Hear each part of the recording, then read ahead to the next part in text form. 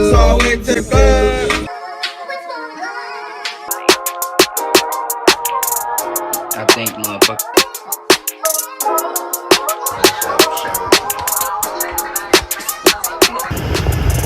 You smacking on that foot. Pretty good. What it do? What it is? What's good? What's poppin'? It's your boy, It's your girl Shiaira. aka Pretty Peaches, and today this thing about reacting to Big Durk, Lil Durk, legendary father. Let's get ready to this thing, see what we talking about. Lil Durk is one of the hottest artists in the game right now, and he's been around for almost a decade. But only real fans know that before Lil Durk was running the rap game, his father Big Durk was running the streets of Chicago. Here's a closer look at the story of Big Durk, Lil Durk's legendary father. Because I've never seen his dad before. That's crazy, I can't believe that they got. I thought he was still locked up. They got them long hairs on. Lil Durk grew up in the Inglewood neighborhood in the south side of Chicago. His father, Dante Banks, aka Big Durk, was sentenced to life. That back on the other picture. Not that picture. Closer look at the story of Big Durk, Lil Durk's legendary father. Lil Durk grew up in the Inglewood neighborhood in the south side of Chicago. His father, Dante Banks, aka Big Durk, was sentenced to life in prison when the rapper was only 7 months old for running a major crack empire. Damn. Eventually, Big Durk would get a Did they say he got like that when he was 7 months old? Something like that. And Durk probably like what, 30 something? 30? Shit, like 28. Shit, that's a long time. He did 28 years in prison. I just want to know, what did he do? He was with Larry Hoover, though. The GDs. I won't be hanging with Larry now. That's crazy because his dad is GD. He'd be. It's crazy. No, it's just crazy how you get so much time just for hanging with certain people. I'm on. No, he got caught with like $8 billion and some bricks. I guess they ain't that long, but they be acting like mugs killed somebody or something. Like people do. Like one thing I never really understood. Like I understand that like it kills certain people and stuff like that, but it's a choice. At the end of the day, everybody got a choice of what they want to do. Like they don't even get rapists that much time. You get about 2 years, if that, maybe a year. Get 2 years probation. Okay, and I'm just thinking like, dang, like they ain't really doing nothing that somebody want them not to do. Like, you know what I'm saying? It ain't like they trying to hurt somebody, even if something happened. So yeah. Life and be released in time to reunite with his superstar son, but not before spending more than 25 years in a federal prison. Big Durk also grew up in the Inglewood neighborhood of Chicago. He was one of 10 children, including 7 boys and 3 girls, and growing up.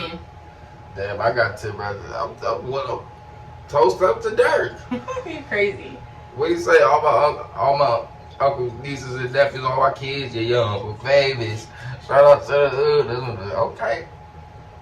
His mother was addicted to drugs, but Big Durk had... Hold on. Let me listen. I'm tripping. Not before spending more than 25 years in a federal prison. Big Durk also grew up in the Inglewood neighborhood of Chicago. He was one of 10 children, including 7 boys and 3 girls, and growing up, his mother was addicted to drugs. They moved out, and he had, his mom had 7 boys. 7 girls. That's crazy. Yeah, that's 7 just be, when you have 10 kids, that's you having 7 or something. That's crazy. Around a lot and never found a stable place to live for too long. His grandmother lived in Inglewood, and that's where he was first exposed to the street life. In an interview with Craig Talks TV, Big Durk said that growing up in Inglewood was both hard and exciting at the same time. But overall, when you in the project, you know, coming up in Inglewood was hard and exciting at the same time.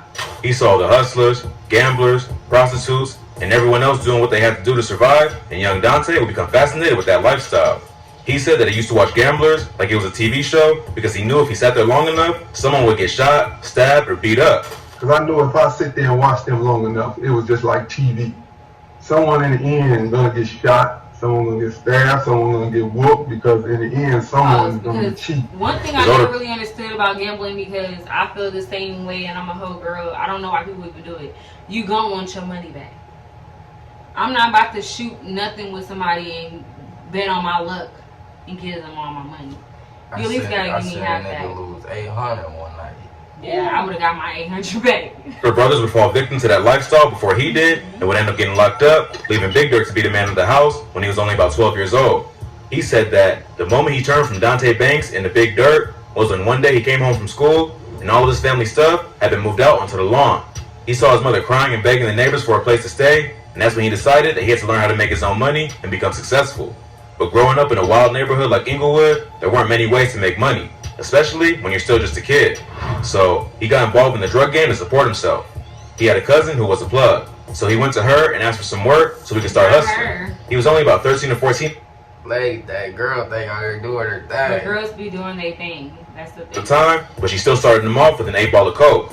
As he stood on the corner in the freezing cold trying to sell that 8-ball, Everybody started off with an 8-ball.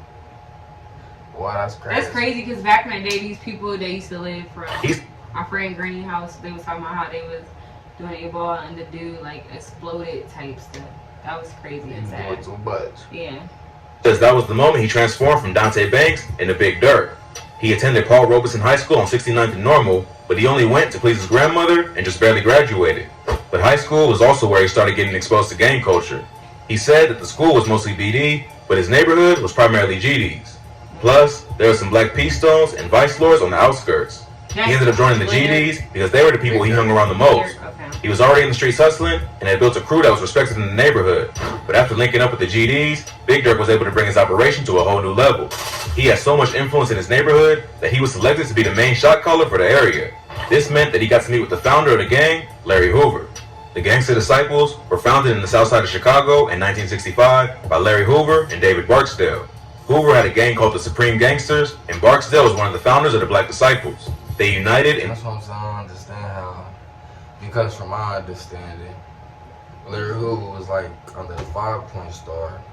He had a talk with David Barksdale, whatever meeting, and he created. So was they together? Cause that's Yeah, they was like right here, like yeah. 1969 to form the Black Gangsta Disciple Nation, but eventually broke off from each other and formed two separate gangs, the Gangsta Disciples and the Black Disciples, who are now bitter enemies. Larry Hoover maintained control of the Gangsta Disciples, who now operates across 10 cities in 31 states, primarily in the South and Midwest. In 1997, Hoover will be sentenced to 150 to 200 years in prison for the 1973 murder of a 19-year-old drug dealer named William Pookie Young, also for his role as leader of the Gangsta Disciples. The 44-year-old acknowledged leader of the Black Gangster Disciples. They said Pookie, but you talking about Tookie of the Cribs. Okay, because I'm like, wait a minute. I'm like, I heard that name before. Okay. Crazy. So Pookie and Tookie is two different people. Yeah. Okay, so that must have been his cousin or something. No. Tookie was in California. He was in Chicago. I don't mean they want cousins. I'm just True playing. that, true that. But Has been in prison since 1973 for a drug-related murder. He's currently serving 6 This dude got some Hoover Cribs. And One thing about people is that people move all over Yeah, in different walks of life. You know, you think you moving somewhere. Yeah, But I ain't even gonna lie, yeah. like Chicago is definitely something different with that you I don't know if you go to certain places though, you know, I ain't been in the hood of Chicago really like that. But if you just driving through, you'd be like, Chicago is really beautiful, so it's just like Definitely. life sentences at the ADX Florence prison, a maximum security prison that also houses inmates like El Chapo and the Unabomber. But even while behind bars, And Larry they talk Hoover about continued to run the breaking massive gang empire he built before his incarceration. So Big Durk was taking direction from the very top of the food chain. The two would meet to discuss business Wait, and ended up forming a solid relationship. So let me get this correct. Big Durk was sentenced to 150 to 200 No, years. Larry Hoover. Larry Hoover, okay. Big Durk teamed up with him. And they just talking about Larry Hoover right now. I'm just, my heart just, you know, I'm just like, I can't even imagine. He had to be like 20, like my age. I could, at this age, I couldn't imagine just hearing nobody talking about 150 to 200 years. I mean, from the time I walk in prison, I'll be thinking about an escape plan, like, already. Like, This relationship would allow Durk to take his drug operations to a new level and brought a lot more structure and manpower to his organization. But the increase in volume also came with more risk, and Big Durk had a few close calls even before he was locked up. He described one incident where there was a drought or a shortage of product, so he had to pick up from a source that he knew was a bit sketchy. Police ended up catching on to him, but he was driving a souped-up 64 Malibu and was able to lose him by speeding off. He says that he was driving so fast down a one-way street that if anyone stepped outside or opened the door, he would have been finished. He also had a sister with him at the time, and after the police chase, he felt bad about risking her life along with his own.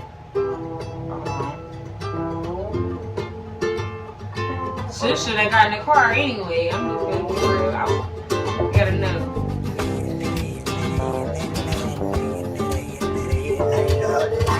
I mean, I guess. Big Durk also claims the war between the BDs and GDs actually started in his neighborhood. He says that it all started over a dispute over territory. He grew up with one of the leaders of the BDs, Jerome Shorty Freeman, so they had been cool with each other, even though they were part of different gangs. But eventually, It came time to divide up the neighborhood because of their affiliations, and the Freemans felt they were entitled to more territory than Big Durk and the GDs. They wouldn't negotiate when Big Durk and his people pushed back, and this is what sparked the deadly war that continues to this day. But despite all the basically, the BDs versus GDs started because of Big Durk. But it just sounded like they was over territory. That's crazy because his son happened to be on the opposite side. Yeah. Which is so weird because even in Fort Wayne, I was just about to say that I see a lot of people who kids they dads be on one the game opposite. and they kids be yes, on I be looking at them like, but your dad is. It'd be crazy to this day, like down here in Indiana. But it's a Midwest thing, baby. Funny. Calls with the police. Big Durk says that he never thought the money would ever stop because he was running an airtight operation. He said that he was on the street 24/7, but the cops were only out there 8 hours a day. So there was no way they would ever catch up to him because he was always a step ahead. He thought that maybe he'd eventually retire from the game, but never thought he'd actually get caught. Despite his careful planning and hustler mentality, the police would eventually catch up with him. Big Durk would be arrested for distribution of cocaine and sentenced to life in prison in 1994. He was accused of being the primary organizer of a crack cocaine empire that lasted from the fall of 1990. I got a lot of questions. Life in prison is just only like 25 years, like how they say he did with crack. Because I'm like, when you hear life, you be thinking like... when you got the regular police that's working 8 hours a day, then the feds that's working. So he got caught by the police or the feds? You know, it could have been the police, but it still was like damn the feds behind it. You know what I'm saying? So it's like they was working 24/7 too. Like, you know what I'm saying? So as long as you do your 25 years, basically, you good. That was a life sentence. He should have been out before then, but yeah. But he probably got sentenced to more than that though. 1 to May of 93.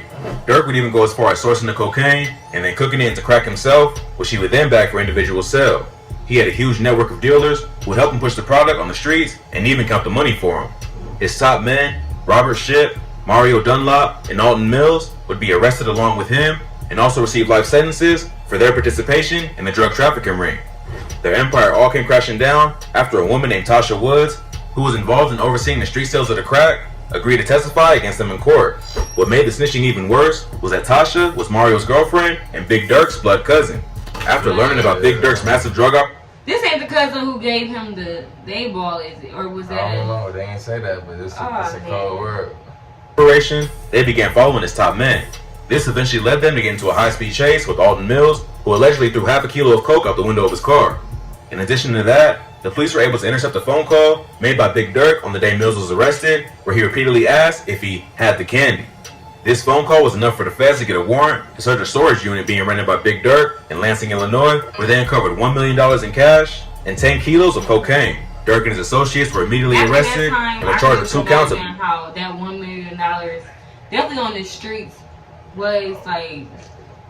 I'm glad he wasn't stupid, because I probably would have went out with a bang about that. I'm serious. Not only 1 million and 10, he got caught. Yeah, but I'm just saying, like, I would have probably... That's a lot of bread. I wanted to probably protect everything, and I was like, hold on, y'all. Like, just wait a minute. But I was thinking, like, how come people don't be a little bit smarter? Which I don't know if he was smarter. He probably put some money up or something. I don't know. I ain't getting in trouble or nothing, so I'm a person. But yeah. Conspiring with others to possess cocaine with intent to distribute. At the time, the punishment for selling crack cocaine was way more severe than selling powder cocaine, so Big Durk was looking at a mandatory minimum of 30 years in prison. Authorities were able to learn even more about the scale of Big Durk's operation after 2 of his suppliers also snitched and testified at trial that they had delivered more than 85 kilos of cocaine to Big Durk between fall 1991 and May 1993. As a result, the 2 suppliers were handed sentences of 11.5 years and 9 years, while Big Durk and his people were given life sentences. Look, they still went to jail, so but they was only given like 9 and 10 years, and then they got life, 25 years. I'd be so pissed off at them people. Yeah, somebody did something. They pissed off regardless. Lil Durk later suggested in interviews that the reason his father got such a harsh sentence is that they wanted him to flip on Larry Hoover, but he refused. Throughout his career, Lil Durk would praise his father for staying solid and not ratting his people out, even if it meant spending the rest of his life behind bars.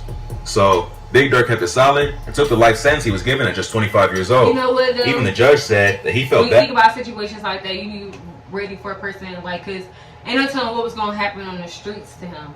You know, definitely back in that time, somebody think about all that money and all that stuff that they had, so somebody was probably going to be willing to do something to him. Yeah, so I'm like, at least he did that time, and look at where his son is at now, so he going to get out to even more than just that million that he had. He can be, you know, definitely with his name already being like a legend like that. I'm holding it down like that, so when you think about it like that, I guess he win it in the end anyways. You know what I'm saying? Definitely when your son become worth more than $1 million, you know. About handing down such a harsh sentence for a non-violent drug crime, but in the early 90s, the feds were going hard trying to shut down crack dealers, so the judge was forced to go along with the mandatory minimums set by the law. Even Big Durk's girlfriend ended up getting sentenced to 10 years for her involvement in the operation. While he was locked up, he never abandoned his kids. Lil Durk has said in interviews that growing up, he wanted to be just like his father, and that he used to talk to him on the phone every day. Big Durk used to encourage his kids to stay out of the streets and avoid the mistakes that cost him his own freedom. That's part of the reason that Durk went so hard with his music career and tried his best to avoid the path that his father went down. Growing up in a wild city like Chicago, sometimes you get sucked into the street life even if you don't want to. But Durk could always rely on his father for advice when he was caught up in a situation. While in prison, Big Durk eventually converted to Islam and did his best to distance himself from gang culture. I don't feel like they look right once they get to a certain length. Like the dreads when they look. He got the old dreads, he got the new dreads now. So. But I just think dreads, period, once they get to a certain length, I don't like them. And the activities that put him in prison in the first place. All his good behavior would eventually pay off, and in 2019, he would be released from prison on an appeal after nearly spending 25 years behind bars. Wait, he been out. I was just about to say that, and we ain't never known nothing about that. Definitely, it's what 2020, dang near 2022, it's 2021. I ain't know he got released. That's crazy.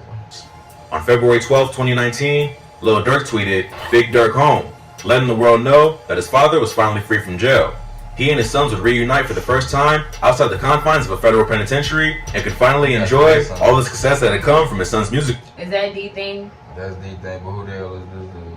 I don't know, but he looked like them. Yeah, he got, that's crazy, 3 sons. They got 2 brothers. Career. Since his release, Big Durk has stayed away from the spotlight and has instead dedicated his time to mentoring the youth as a life coach with Chicago CRED, a nonprofit aimed at reducing gun violence in the city through outreach, counseling, and mentorship. So Big Durk is taking a second chance at life he's been given and using it to do something positive. Even though he couldn't be there for his son physically because of his prison sentence, he still helped Lil Durk make it out of the streets of Chicago and become a rap star by teaching him the lessons he learned at the top of the drug game and how to avoid the fate that took his freedom. It seems to have worked because Lil Durk is now one of the hottest rappers in the game, who was recently credited with having more entries on the Billboard Hot 100 for this year than any other artist in music. Big Durk ran the streets so that Lil Durk could run the music industry, and in the end, they were able to reunite and share all the success together. If you thought this video was crazy, be sure to check out our channel for more. From Chicago drill lyrics that actually happened to the criminal history of Lil Reese. We covered them up. Yeah, that shit crazy though. That was a cool little video. Yeah, what shocked me is that he really is free. You know, I thought he was about to get released like 2020. I didn't know when he was coming out. I didn't know he was already home. But you definitely got to keep a low profile, you know, when you come home and all that, you know, because it would have definitely been a little crazy. And I can just imagine going from, you know, one of the biggest dudes in the streets to have to, like, come down a little bit, you know what I'm saying? But when you come home to something dang near just handed on your plate like that, then I feel like that it's only right that you get back to the community and help the young children, like, know that, like, you can spend your whole life, or even, like, it ain't your whole life, like, 25 years is life. I see what they mean by life, you know what I'm saying? Because that shit, 10 years is... Yeah, life, like, literally. So much stuff changed in that time. Like, some people have grown in that time. He got a grown kid now that was, like, 7 months or however old he was, you know what I'm saying? So it definitely be a lot that changing, you know what I mean? So, and the times is different. Like how I was watching videos, like, it's just not the same. This video was too long, so I'm gonna just go ahead and be quiet. Hey, but y'all gotta like, comment, and subscribe, and tell us what y'all think. Peace. That motherfucking